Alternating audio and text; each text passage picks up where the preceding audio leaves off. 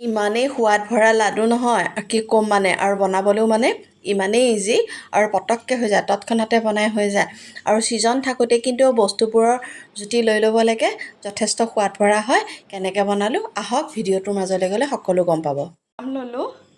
লগতে লৈছোঁ milk made আৰু এয়া বেচন এয়া চানাখিনি মই দেখুওৱা নহ'লে গাখীৰখিনি ফালি পেলাই চানাখিনি উলিয়াই ল'লোঁ আৰু এয়া লৈছোঁ শুকান নাৰিকলৰ গুড়ি আৰু লৈছোঁ এইটো ঘি যিকোনো ঘি ল'লেই হ'ল আৰু এতিয়া মই ইয়াৰে এটা মিঠাই প্ৰস্তুত কৰিম আমৰ ছিজন যিহেতু আমেৰে বনাওঁ গতিকে আপোনালোকে ভিডিঅ'টো চাই থাকক তেতিয়া সকলোখিনি কথাই গম পাব মই আজি কি প্ৰস্তুত কৰিবলৈ ওলাইছোঁ গেছটো জ্বলাই ল'লোঁ টাৱাখন পাতি থৈছোঁ টাৱাখন এতিয়া গৰম হৈছে ইয়াতে মই এতিয়া ঘি এচামুচ দি দিম ঘি এচামুচ দি দিলোঁ এইখিনি ঘি গলিয়ে গ'ল টাৱাখন যিহেতু গৰমেই হৈ আছে এতিয়া মই বেচনখিনি অলপ চালি দিম এনেকৈ চালি দিলে যিটো গোটা গোটা হৈ থাকে বেচনবোৰ সেই গোটাখিনি নাইকিয়া হৈ যায় আৰু তেতিয়া ভাজিবলৈ ভাল হয় আৰু মই ঘিটো মই নিজৰ আন্দাজ মতে দিছোঁ মানে ইয়াতকৈ বেছিকৈ ঘি দিব পাৰি খাই বহুত টেষ্ট লাগিব কিন্তু মই ঘি আৰু তেলটো অলপ কম ব্যৱহাৰ কৰোঁ বাবে মই ইমান বেছি দিয়া নাই কাৰণ যিখিনি নহ'লে নহয় সেইকণহে মই ব্যৱহাৰ কৰোঁ এইখিনি এতিয়া গেছটো খুব কমতে ভাজি থাকিব লাগিব এনেকৈ ভাজি থাকিম ভাজি থকাৰ পাছতে খুব ধুনীয়া এটা গোন্ধ ওলাব বেচনৰ আৰু বেচনৰ ধুনীয়া গোন্ধ ওলাওঁতে বেচনখিনি মই নমাই থ'ম এইখিনি বেচনখিনি মোৰ ভাজি হৈয়ে গ'ল খুব ধুনীয়া এটা গোন্ধ ওলাইছে এতিয়া এইখিনি মানে মই খুব গেছটো কমত থৈছোঁ কাৰণে ৰঙচুৱা হৈ অহা নাই অকণমান কালাৰটো মাত্ৰ চেঞ্জ হৈছে ইমানো ৰঙচুৱা হৈ যোৱা নাই আৰু এনেকৈয়ে মই ৰাখিম বুলি ভাবিছিলোঁ গতিকে এইখিনি মোৰ হৈ গ'ল এইখিনি এতিয়া মই নমাম এইখিনি ভাজি যে হৈ গ'ল এইখিনি এতিয়া মই অলপ সময় নমাই থৈ দিওঁ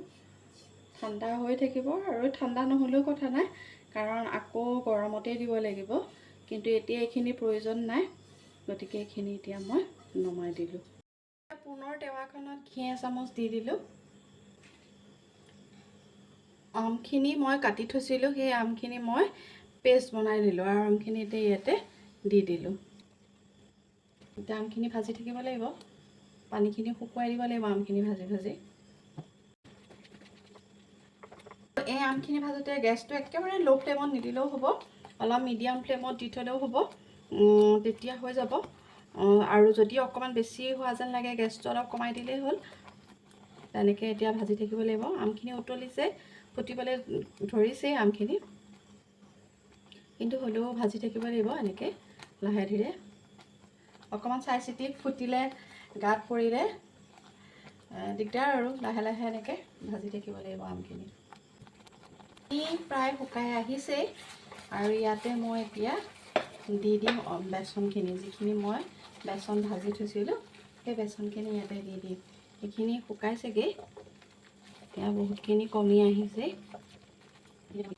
বেচনখিনি যিখিনি ভাজি থৈছিলোঁ সেই বেচনখিনি দি দিম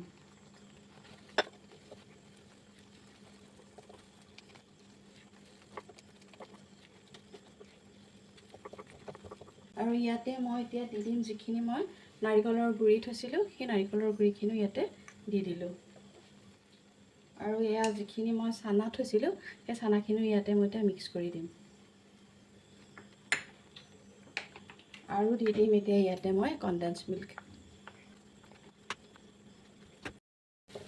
এতিয়া গোটেই বস্তুখিনি মই ধুনীয়াকৈ ইয়াতে মিলাই দিম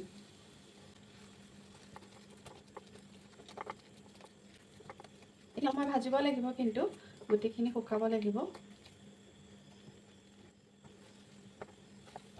প্ৰায় হ'বলৈ হৈছেগৈ কেৰাহীৰ পৰা এৰাই আহিছে এইখিনি আৰু অলপ সময় ভাজিম আৰু অকণমান ইয়াৰ পানীটো শুকুৱাই দিম তাৰপাছতে এইখিনি আমাৰ মানে খাবলৈ হৈ যাব ঠাণ্ডা হ'লে খাই বেছি ভাল লাগিব ইয়াত অৱশ্যে ইচ্ছা কৰিলে আৰু অলপ চেনি দিব পাৰে মিঠা চেনি গুড়ি অলপ দি দিলেও ভাল লাগিব কিন্তু মই দিয়া নাই কাৰণ মিঠাটো অকণ কম ব্যৱহাৰ হয় বাবে যিহেতু মিল্ক মেড দিছোঁৱেই গতিকে ইয়াত আৰু এক্সট্ৰাকৈ মানে চেনি দিবলৈ মই ভবা নাই আৰু সেইকাৰণে চেনি দিয়া নাই ইয়াতে খাবলৈ যথেষ্ট সোৱাদ হয় ফ্ৰিজত থ'লে 2-3 দিনলৈ থ'ব পাৰি, কিন্তু তাতকৈ বেছি দিন কিন্তু এইটো থ'বলৈ নোৱাৰি। মিঠাইবিধ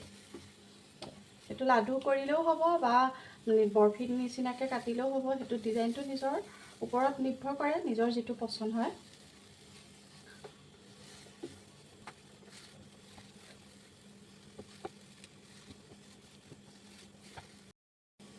এইখিনি এতিয়া হৈ গ'ল। এতিয়া মই অলপ সময় এনেকৈ থৈ দিম, গেছটো অফ কৰি, যাতে অলপ ঠাণ্ডা হয় আৰু তেতিয়া বনাবলৈ ভাল হ'ব।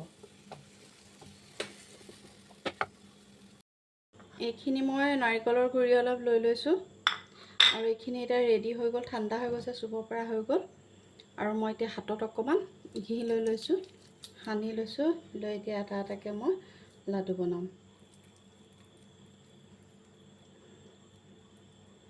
আৰু লাডুকেইটাই নাৰিকলৰ গুৰিতে এনেকৈ দি দিলে দেখিবলৈ খুব ধুনীয়া লাগে। নিদিলেও কোনো কথা নাই, কিন্তু দেখিবলৈ ভাল হয় কাৰণে মই এনেকৈ দি দিছোঁ।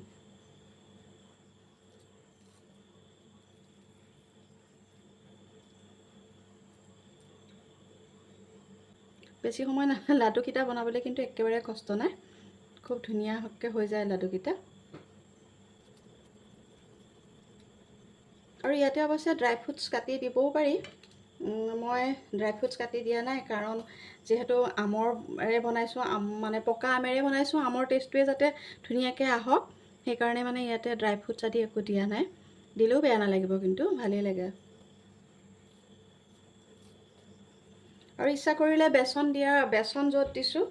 বেচনৰ ঠাইত কিন্তু চুজিও ব্যৱহাৰ কৰিব পাৰে। চুজিখিনি ধুনীয়াকৈ ভাজি লৈ পেলাই তাৰ পাছতে ইয়াতে মিলাই দিব পাৰে, তেতিয়াও খাবলৈ যথেষ্ট ভাল লাগিব।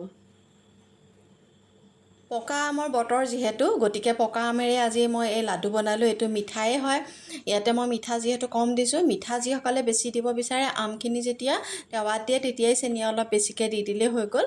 আৰু তাৰ পাছতে খুব ধুনীয়া সোৱাদ হয়, এতিয়াও যথেষ্ট সোৱাদ হয়। বয়সস্থ লোকসকলেও খাব পাৰে, কাৰণ লাডুটো যথেষ্ট কোমল হয় খাবলৈ। আৰু গতিকে আজি মোৰ ভিডিঅ'টো হৈ গ'ল, ৰেচিপিটো মোৰ বনাই হৈ গৈছে। আপোনালোকে গম পালেই কেনেকৈ মই বনালোঁ। আৰু ভিডিঅ'টো চাই আপোনালোকে কেনেকুৱা পালে লাইক কৰিব, শ্বেয়াৰ কৰিব আৰু কমেণ্ট এটা কৰিবলৈ নাপাহৰিব।